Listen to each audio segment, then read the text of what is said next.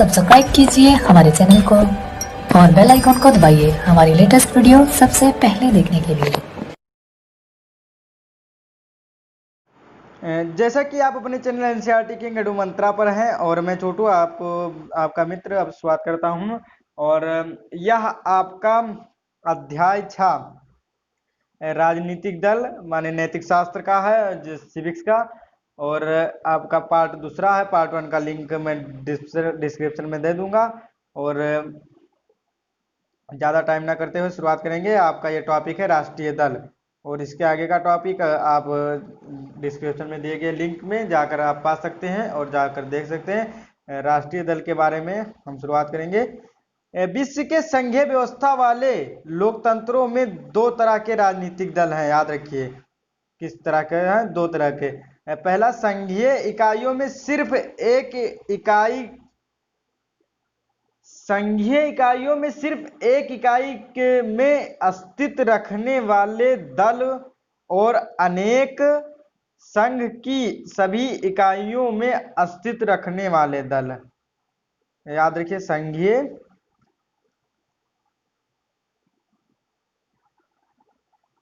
भारत में भी यही स्थिति है। कई पार्टियां पूरे देश में फैली हुई हैं और उन्हें राष्ट्रीय पार्टी कहा जाता है।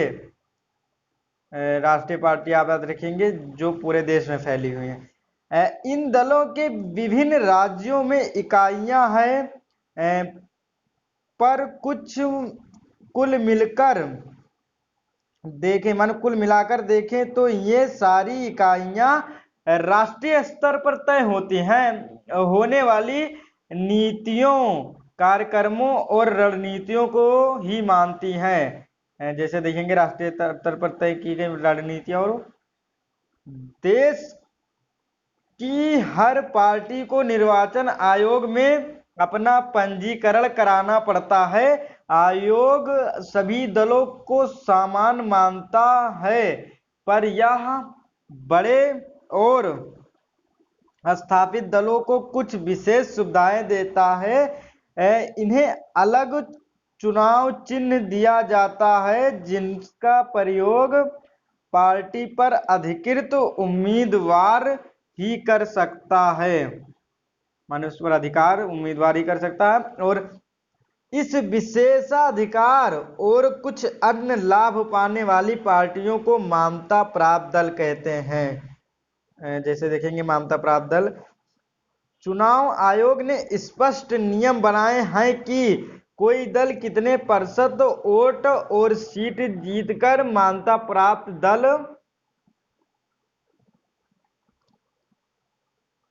बन सकता है। जब कोई पार्टी राज्य विधानसभा के चुनाव में पड़े कुल मतों का 6% याद रखिएगा, राज्य विधानसभा 6% या उससे अधिक हासिल करती है। वोट माने 6% या उससे अधिक, और कम से कम 2 सीट पर जीत दर्ज कराती है, तो उसे राज्य के राजनीतिक दल के रूप में मान्यता मिल जाती है। याद रखिएगा, राज्य वाले में 6% से अधिक और 2 राजनीतिक दल के रूप में देखा मान्यता मिल जाती है। अगर कोई दल लोकसभा चुनाव में पड़े कुल वोट का अथवा 4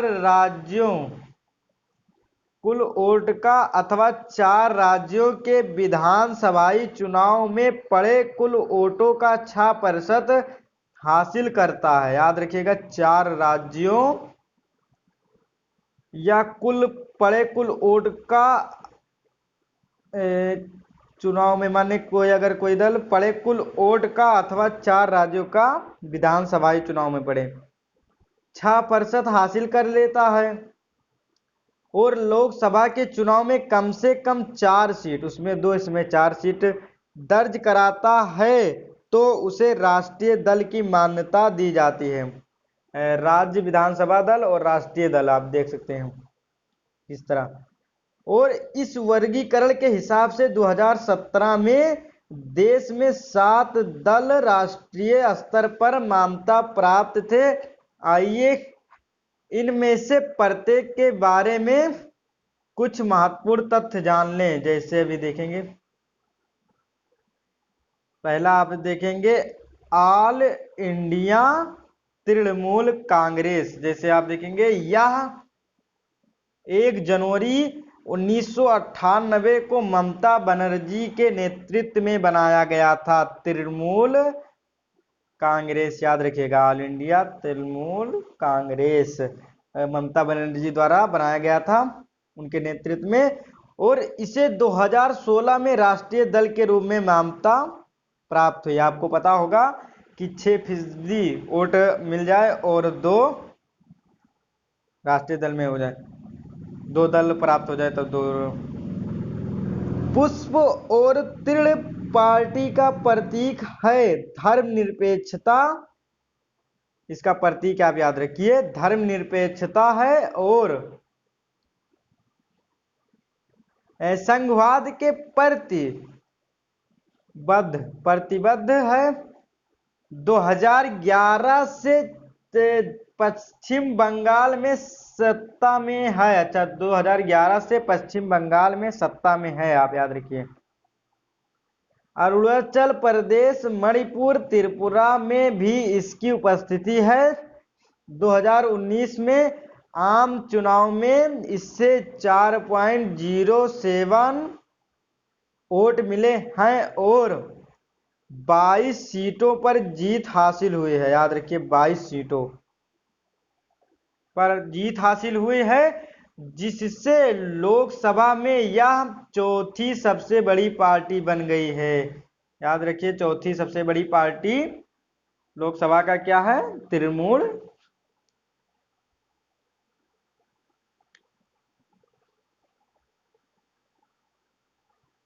ऑल इंडिया तृणमूल कांग्रेस, याद रखिएगा, चौथी सबसे बड़ी पार्टी।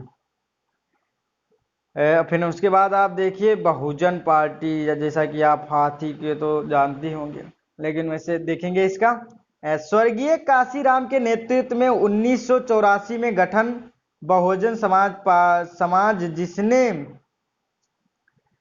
दलित, पहले देखेंगे बहुजन समाज जिसमें दलित, आदिवासी, पिछड़ी जातियां और धार्मिक अल्पसंख्यक शामिल हैं। कौन कौन से लोग शामिल हैं बहुजन में, आप याद रखिए। इनके लिए राजनीतिक सत्ता पाने का प्रयास और उनका प्रतिनिधित्व करने का दावा पार्टी साहू महाराज देखेंगे, महात्मा फूले, पेरियर रामास्वामी नायकर और बाबा साहेब अंबेडकर के विचारों और शिक्षाओं को प्रेरणा लेती है। आप देखेंगे बहुजन पार्टी किसकी प्रेरणा लेती है? साहू महाराज। और यहाँ तक आप देख सकते हैं, दलितों और कमजोर वर्गों के लोगों के कल्याण और उनके हितों की रक्षा के मुद्दों पर सबसे ज्यादा सक्रिय इस पार्टी का मुख्य आधार उत्तर प्रदेश में है। उत्तर प्रदेश में आप देखेंगे हाथी का सबसे ज्यादा, और पर मध्य प्रदेश, छत्तीसगढ़, उत्तराखंड, दिल्ली, पंजाब में भी यह पार्टी पर्याप्त ताकतवर है। अलग अलग पार्टियों से अलग अलग अवसरों पर समर्थन लेकर इसने उत्तर प्रदेश में 4 बार सरकार बनाई। याद रखिए, उत्तर प्रदेश में 4 बार सरकार आया था इसका। और इस दल को 2019 में लोकसभा चुनाव में करीब, आप याद रखिएगा, 2019 में कितना इसे मिला था? 3.63% वोट मिले और 10 सीटें मिली थी। और हम देखेंगे भारतीय जनता पार्टी, आप देखेंगे बीजेपी, कमल।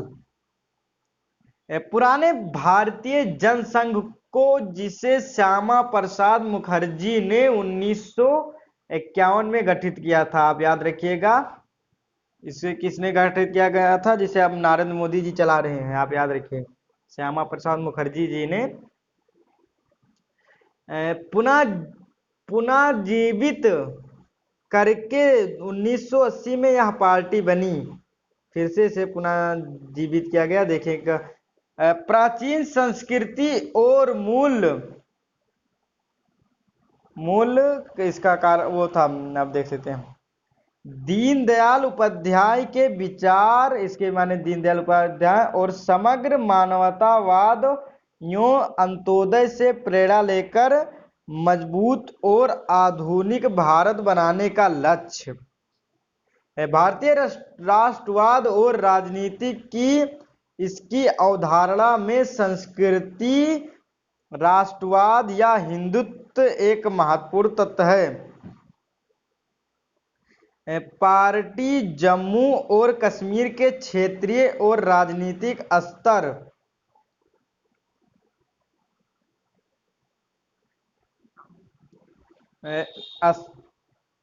पर विशेष दर्जा के खिलाफ हैं, माने जम्मू कश्मीर के दर्जा के खिलाफ है बीजेपी। आप याद रखिए, यह देश में रहने वाले सभी धर्म के लोगों के लिए समान नागरिक संहिता बनाने और धर्मांतरण पर रोक लगाने के पक्ष में है और 1990 के दशक में इसके समर्थन का आधार काफी व्यापक, पहले देश के उत्तरी और पश्चिमी तथा शहरी इलाकों तक ही सिमटी रहने वाली इस पार्टी ने इस दशक में दक्षिण पूर्वी, पूर्वोत्तर तथा देश के ग्रामीण इलाकों में अपना अधिकार बढ़ाया है। राष्ट्रीय जनतांत्रिक गठबंधन के नेता की हैसियत से यह 1998 में सत्ता में आई। याद रखिएगा, राष्ट्रीय जनतांत्रिक गठबंधन के नेता के हैसियत से यह पार्टी में आई थी 1998 में। गठबंधन में कई क्षेत्रीय दल शामिल थे। 2019 में हुए लोकसभा चुनाव में 303 सीटें जीतकर सबसे बड़े दल के रूप में उभरी। याद रखिएगा, 2019 में 303 सीटों जीतकर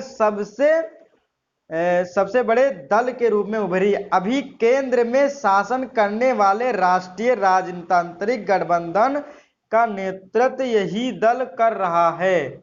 अच्छा, इस समय अभी कर रहा, मैंने 2020 के करीब अभी वीडियो बनाए हैं और आप आगे भी देख सकते हैं। Communist party of India, CPI, याद रखिए सीपीआई पूछ भी सकता है आपसे। और इसके देखेंगे 1925 में गठित मार्क्सवाद लेनिनवाद, माने धर्मनिरपेक्षता और लोकतंत्र में आस्था रखता था। अलगाववादी और सांप्रदायिक ताकतों की विरोधी थी यह पार्टी संसदीय लोकतंत्र को मजदूर वर्ग, किसानों और गरीबों के हित को आगे बढ़ाने का एक उपकरण मानती थी। 1964 में फूट के बाद, माने जिसमें माकपा इससे अलग हो गए थे, माकपा भी आपको बताएंगे। फूट के बाद इसका जनाधार सिकुड़ता चला गया, लेकिन केरल, पश्चिम बंगाल, पंजाब, आंध्र प्रदेश, तमिलनाडु में अभी इसका ठीककरण है। सीपीआई का आप याद रखिएगा, कहाँ कहाँ केरल में है और पश्चिम बंगाल, पश्चिम बंगाल, पंजाब, आंध्र प्रदेश और तमिलनाडु में अभी ठीक ठाक है। बहरहाल इसका समर्थन धीरे धीरे कम होता गया।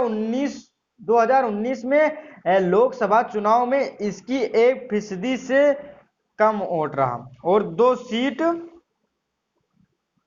हासिल हुए। मजबूत वाम मोर्चा बनाने के लिए सभी वामपंथी दलों को साथ लाने की पक्षधर था ये। और आप देखेंगे communist party of Indian Marxist, पहले आप CPIM देखेंगे, और इसका आप चुनाव चिन्ह जरूर याद रखिएगा। आप देखेंगे आप यहाँ 1964 में स्थापित मार्क्सवाद लेनिनवाद में आस्था, समाजवाद, धर्मनिरपेक्षता और लोकतंत्र की समर्थन का, साम्राज्यवाद सांप्रदायिकता के विरोधी। जो आप देखेंगे CPI जो था, ये वो भी CPIM भी है। और इसमें मेन काम क्या है आप देखेंगे, यह पार्टी भारत में सामाजिक आर्थिक न्याय के लक्ष्य साधने में लोकतांत्रिक चुनावों को सहायक और उपयोगी मानती थी। पश्चिम बंगाल, केरल, त्रिपुरा में बहुत मजबूत आधार है, याद रखिएगा इसका। CPIM गरीबों, कारखाना मजदूरों, खेतिहर मजदूरों और बुद्धिजीवियों के बीच अच्छी पकड़। यह पार्टी देश में पूंजी और सामानों की मुक्त आवाजाही की अनुमति देने वाली नई आर्थिक नीतियों का आलोचक है। याद रखिए, आलोचक ये किसका है। और पश्चिम बंगाल में लगातार 34 वर्षों में शासन रही। 34 वर्ष इसमें लगातार पश्चिम बंगाल में शासन किया है। और 2019 के चुनाव में इसे करीब 1.5% वोट मिले। लोकसभा में 3 सीटें हासिल की। 3 सीटें इसने हासिल किया, आप याद रखिए।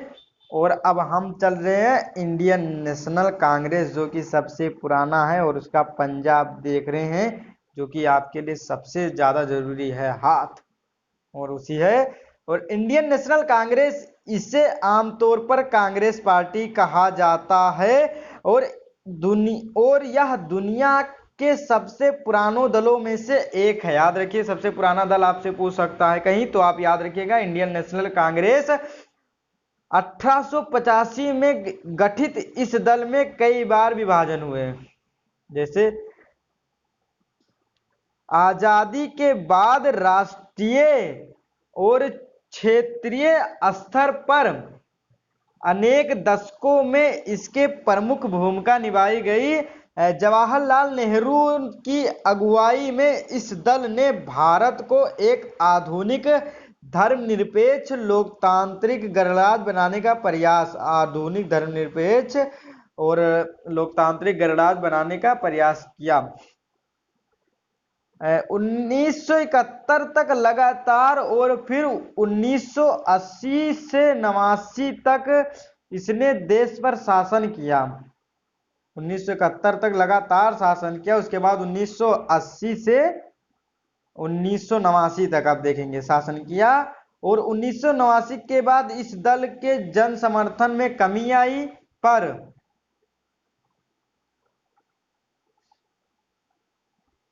यह पूरे देश और समाज के सभी वर्गों में अपना आधार बनाए हुए है। अपने वैचारिक रुझान में मध्यमार्गी, ना वामपंथी ना दक्षिणपंथी। इस दल ने धर्मनिरपेक्षता और कमजोर वर्गों तथा अल्पसंख्यक समुदायों के हितों को अपना मुख्य एजेंडा बनाया। याद रखिएगा किसको, अल्पसंख्यक समुदायों के हितों को। यह दल नई आर्थिक नीतियों का समर्थन है, पर इस बात को लेकर भी सचेत है कि इन नीतियों में गरीब और कमजोर वर्गों पर बुरा असर न पड़े।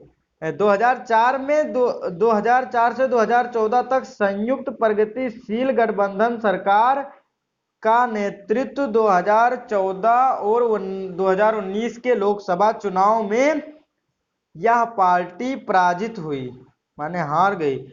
और 2019 के लोकसभा चुनाव में इसे 52 सीटें मिली। याद रखिएगा, इसे 52 सीटें मिली थी।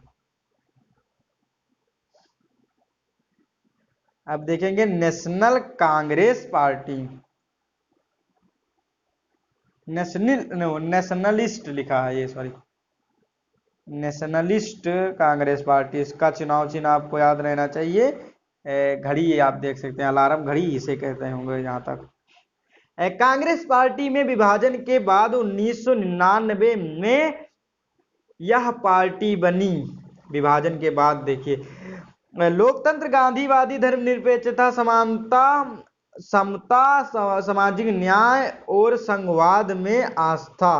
संघवाद के बारे में आप अध्याय 2 में पढ़े हैं बहुत बढ़िया से, ज्यादा कुछ बताने की जरूरत नहीं है, आप चाहें तो जाकर देख सकते हैं, अगर नहीं देखें तो।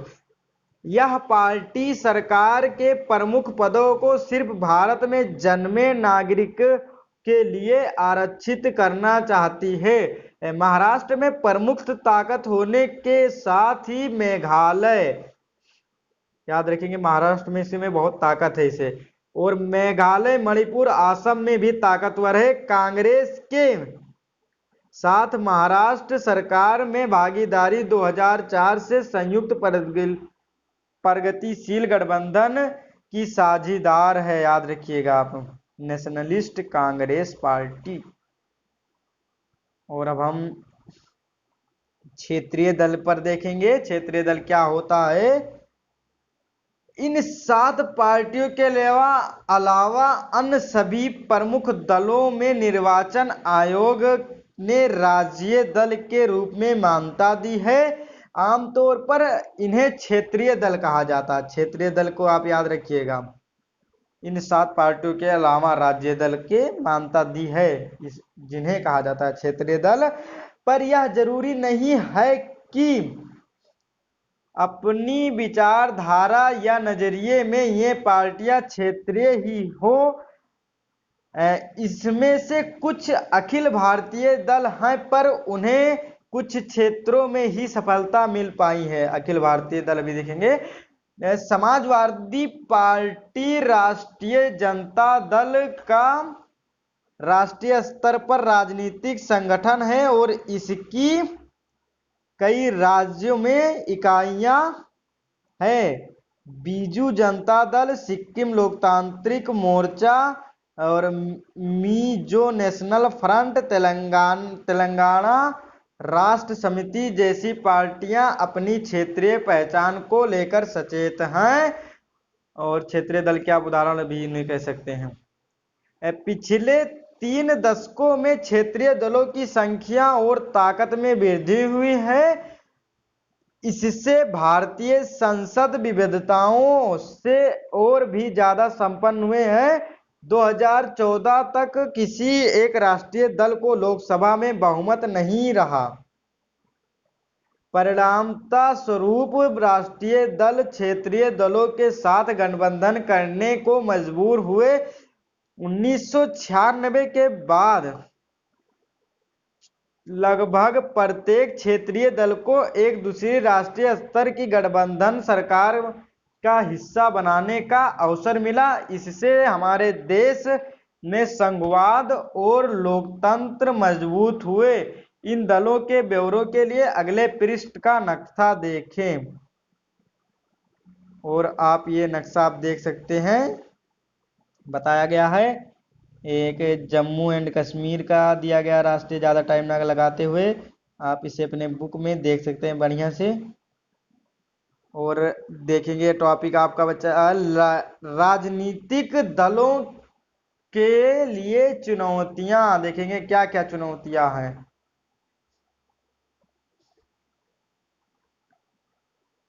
हमने देखा है कि लोकतंत्र के कामकाज के लिए राजनीतिक पार्टियां कितनी महत्वपूर्ण हैं, क्योंकि दल ही लोकतंत्र का सबसे ज्यादा प्रकट रूप है। इसलिए यह स्वाभाविक है कि लोकतंत्र का कामकाज की गड़बड़ियों के लिए लोग राजनीतिक दलों को ही दोषी ठहराएं। पूरी दुनिया में लोग इस बात से नाराज रहते हैं कि राजनीतिक दल अपना काम ठीक ढंग से नहीं करते हैं। हमारे लोकतंत्र के साथ भी यह बात लागू होता है।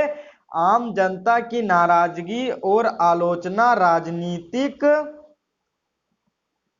दलों के कामकाज के 4 पहलुओं पर ही केंद्रित हैं। लोकतंत्र का प्रभावी उपकरण बने रहने के लिए राजनीतिक दलों को इन चुनौतियों का सामना करना चाहिए, इन पर जीत हासिल करनी चाहिए। पहली चुनौतियां पहली चुनौती यह है कि पार्टी के भीतर आंतरिक लोकतंत्र ना होना।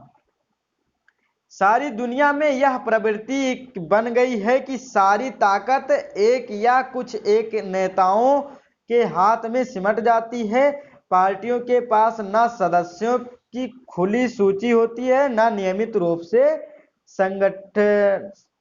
संगठनिक बैठकें होती हैं और इसके आंतरिक चुनाव भी नहीं होते हैं। कार्यकर्ताओं से वे सूचनाओं का साझा भी नहीं करते। सामान्य कार्यकर्ता अनजान ही रहता है कि पार्टी के अंदर क्या चल रहा है। उसके पास ना तो नेताओं से जुड़कर फैसले को प्रभावित करने की ताकत होती है, ना ही कोई माध्यम, अच्छा, ना तो जुड़ने की होती है ना माध्यम कोई। परिणाम स्वरूप पार्टी के नाम पर सारे फैसले लेने का अधिकार उस पार्टी के नेता हथिया लेते हैं। क्योंकि कुछ एक नेता के तहत पास ही असली ताकत होती है,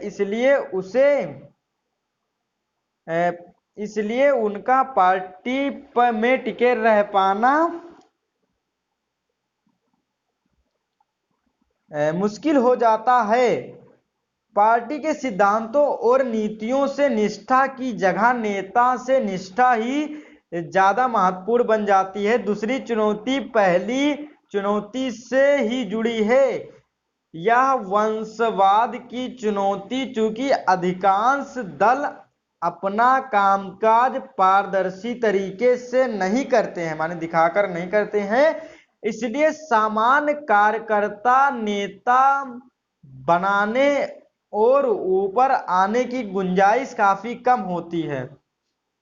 जो लोग नेता होते हैं वे अनुचित लाभ लेते हुए अपने नजदीकी लोगों और यहाँ तक कि अपने परिवार के लोगों को आगे बढ़ाते हैं।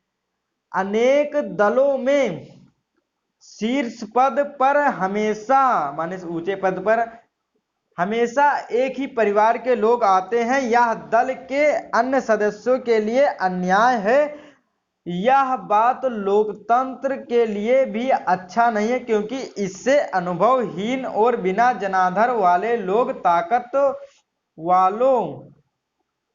ताकत वाले पदों पर पहुंच जाते हैं। यह प्रवृत्ति कुछ प्राचीन लोकतांत्रिक देशों सहित कमोबेश पूरी दुनिया में दिखाई देती है। और तीसरी चुनौती हम देखेंगे, खासकर चुनाव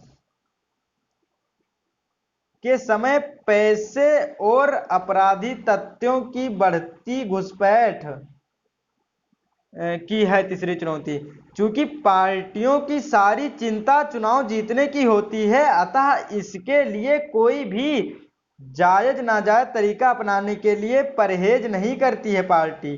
वे ऐसे ही उम्मीदवार उतारती हैं जिनके पास काफी पैसा हो, जो पैसे जुटा सके। किसी पार्टी को ज्यादा धन देने वाली कंपनियां और अमीर लोगों उस पार्टी के नीतियों और फैसलों को भी प्रभावित करते हैं। कई बार पार्टियां चुनाव जीत सकने वाले अपराधियों का समर्थन करती हैं या उनकी मदद लेती हैं।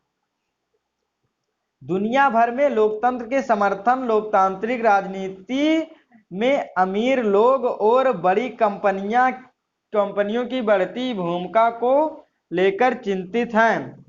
चौथी चुनौती आप देखेंगे, आप चुनौतियों को जरूर याद रखिएगा। चौथी चुनौती पार्टियों के बीच विकल्पहीनता की स्थिति की है। सार्थक विकल्प का मतलब होता है विभिन्न पार्टियों को नीतियों और कार्यक्रमों में महत्वपूर्ण अंतर के वर्षों में दलों के बीच वैचारिक अंतर कम होता गया है और यह प्रवृत्ति दुनिया भर में दिखाती है। जैसे ब्रिटेन का लेबर पार्टी आप याद रखिए, और कंजर्वेटिव पार्टी के बीच अब बड़ा कम अंतर रह गया है। दोनों दल बुनियादी मामलों पर सहमत हैं और उनके बीच अंतर बस ब्यौरों का रह गया है कि नीतियां कैसी बनाई जाए और कैसे लागू किया जाए। अपने देश में सभी बड़ी पार्टियों के बीच आर्थिक मामलों पर बड़ा कम अंतर रह गया है। जो लोग इससे अलग नीतियां चाहते हैं उनके लिए कोई विकल्प उपलब्ध नहीं है। कई बार लोगों के पास एकदम नया नेता चुनने का विकल्प भी नहीं होता है। वही थोड़े से नेता हर दल में आते जाते रहते हैं।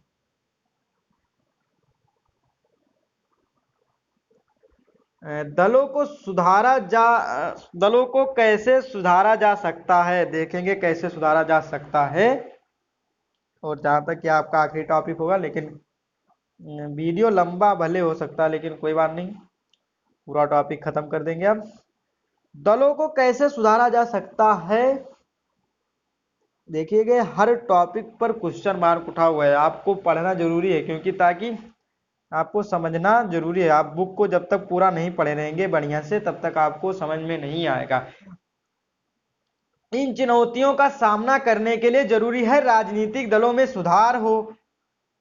ऐसे में सवाल यह उठता है कि क्या राजनीतिक दल सुधारने को तैयार है? अगर वह तैयार नहीं है तो क्या उन्हें सुधारने के लिए मजबूर किया जा सकता है? दुनिया भर के नागरिक इस सवालों को लेकर परेशान हैं। ऐसे सवाल हैं जिनका जवाब आसान नहीं है। लोकतांत्रिक व्यवस्था में आखिरी फैसले राजनेता ही करते हैं, जो विभिन्न राजनीतिक दलों के प्रतिनिधित्व करते हैं। लोग उनको बदल सकते हैं, पर उनकी जगह फिर नए नेता ही लेते हैं। अगर वे सभी सुधारना नहीं चाहते हैं तो कोई उनको सुधारने के लिए कैसे मजबूर कर सकता है? जैसे आप देखेंगे इन सब का जवाब आपको यहीं पर मिल जाएगा। आइए अपने देश में राजनीतिक दलों और उनके नेताओं को सुधारने के लिए हाल में जो प्रयास किया गया है उसे सुझावों के दिए और उन पर गौर करें। दल बदल का आप यहाँ पर डिफिनीशन देख सकते हैं। दल बदल विधायिका के लिए किसी दल विशेष के निर्वाचित होने वाले प्रतिनिधि का उस दल को छोड़कर किसी अन्य दल में चले जाना। और आप देखेंगे विधायकों और सांसदों को दल बदल करने से रोकने के लिए संविधान में संशोधन किया गया है। निर्वाचित प्रतिनिधियों के मंत्री पद या पैसे के लाभ में दल बदल करने में आई तेजी को देखते हुए ऐसा किया गया। क्यों बदला गया है, आपका ये क्वेश्चन आ सकता है, तो याद रखिएगा लाभ या पैसे के बदल के लिए। नए कानून के अनुसार अपना दल बदलने वाले सांसद या विधायक को अपनी सीट भी गंवानी होगी। और इस नए कानून से दल बदल में कमी आई है, पर इससे पार्टी में विरोधी का कोई स्वर उठाना और मुश्किल हो गया है। पार्टी नेतृत्व जो कोई फैसला करता है, संसद और विधायक को उसे मानना ही होता है। देखेंगे दूसरा, उच्चतम न्यायालय ने पैसे और अपराधियों के प्रभाव को कम करने के लिए एक आदेश जारी किया है। उच्चतम न्यायालय ने देखिए आप क्या उच्चतम न्यायालय ने देखिए क्या जारी किया। इस आदेश के द्वारा चुनाव लड़ने वाले हर उम्मीदवार को अपनी संपत्ति और अपने खिलाफ चल रहे आपराधिक मामलों का ब्यौरा एक शपथ पत्र के माध्यम से देना अनिवार्य दिया गया है। शपथ पत्र आप देख सकते हैं यहाँ पर। किसी अधिकारिक को सौंपा गया एक दस्तावेज, इनमें कोई व्यक्ति अपने बारे में निजी सूचनाएं देता है और उनके सही होने के बारे में शपथ उठाता है, और इस पर सूचना देने वालों के हस्ताक्षर होते हैं, याद रखिए।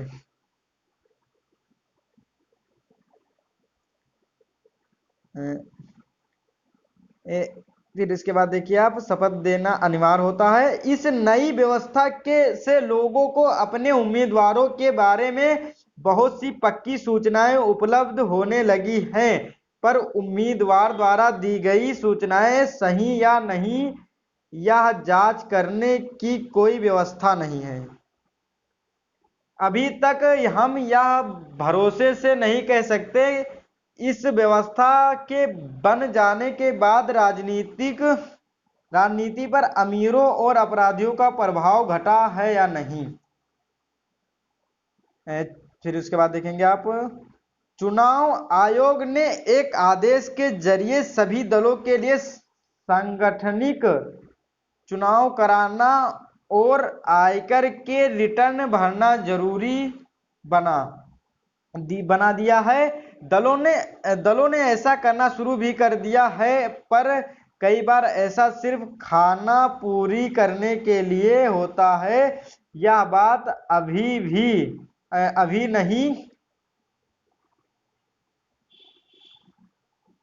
अभी नहीं कही जा सकती है। इससे राजनीतिक दलों में अंदरूनी लोकतंत्र मजबूत हुआ है। इनके अलावा राजनीतिक दलों में सुधार के लिए अक्सर कई कदम सुझाए जाते हैं। राजनीतिक दलों के आंतरिक कामकाज को व्यवस्थित करने के लिए कानून बनाया जाना चाहिए। सभी दल अपने सदस्य की सूची रखें और अपने संविधान का पालन करें। पार्टी में विवाद की स्थिति एक स्वतंत्र प्राधिकारों को पंच बनाए गए हैं। सबसे बड़े पदों के लिए खुला चुनाव कराएं। यह व्यवस्था अनिवार्य की जानी चाहिए। और आप देखेंगे फिर, राजनीतिक दल महिलाओं को एक खास न्यूनतम अनुपात में करीब 1/3 जरूर टिकट दे। इस पर दल के प्रमुख पदों पर भी औरतों के लिए आरक्षण होना चाहिए। चुनाव का खर्च सरकार उठाए। सरकार दलों को चुनाव लड़ने के लिए धन दे। यह मदद पेट्रोल, कागज, फोन वगैरह के रूप में भी हो सकती है। फिर पिछले चुनाव में मिले मतों के अनुपात में नगद पैसा दिए जा सकता है। राजनीतिक दलों ने अभी तक इन सुझावों को नहीं माना है। अगर इन्हें मान लिया गया तो संभव है कि इसे सुधार हो, लेकिन हर राजनीतिक समस्या के लिए महज कानूनी समाधान की बात करते हुए हमें सावधान रहना चाहिए। दलों को जरूरत से ज्यादा नियमों को जकड़ना नुकसानदेह भी हो सकता है। इससे सभी दल कानून को दरकिनार करने का तरीका ढूंढने लगेंगे। इसके अलावा राजनीतिक दल खुद भी ऐसा कानून पास करने पर सहमत नहीं होंगे जिससे वह पसंद नहीं करते हैं। दो और तरीके हैं जिनसे राजनीतिक दलों को सुधारा जा सकता है। पहला तरीका है राजनीतिक दलों पर लोगों द्वारा दबाव बनाने का। यह कदम चिट्ठियां लिखने, प्रचार करने और आंदोलनों के जरिए किया जा सकता है। आम नागरिक दबाव समूह आंदोलनों मीडिया के माध्यम से यह काम किया जा सकता है। अगर दलों को लगे कि सुधार न करने उनका जनाधार गिराने लगेगा या उनकी छवि खराब होगी तो इसे लेकर वे गंभीर होने लगेंगे। सुधार का दूसरा तरीका, सुधार की इच्छा रखने वालों का खुद राजनीतिक दलों में शामिल होना लोकतंत्र की गुणवत्ता लोकतंत्र में लोगों की भागीदारी से तय होती है। अगर आम नागरिक खुद राजनीति में हिस्सा ना ले और बाहर से ही बातें करते रहे तो सुधार मुश्किल है। खराब राजनीति का समाधान है ज्यादा से ज्यादा राजनीति और बेहतर राजनीति। हम इस बात की चर्चा फिर से आखिरी अध्याय में करेंगे और हम आखिरी अध्याय में करेंगे। और इसी के साथ आपका अध्याय खत्म होता है और हम अभ्यास प्रश्न का वीडियो बनाएंगे, उसका लिंक मैं डिस्क्रिप्शन में दे दूंगा। और इसी के साथ पार्ट दूसरा आपका खत्म होता है। और आपको देखने के लिए धन्यवाद। आप इसे लाइक करें, कमेंट करें, सब्सक्राइब करें। और आप लाइक करना भूल सकते हैं लेकिन सब्सक्राइब करना ना भूलें, इससे हमारे परिवार बढ़ती है। और आपके साथ फिर से धन्यवाद आपको कहेंगे। बस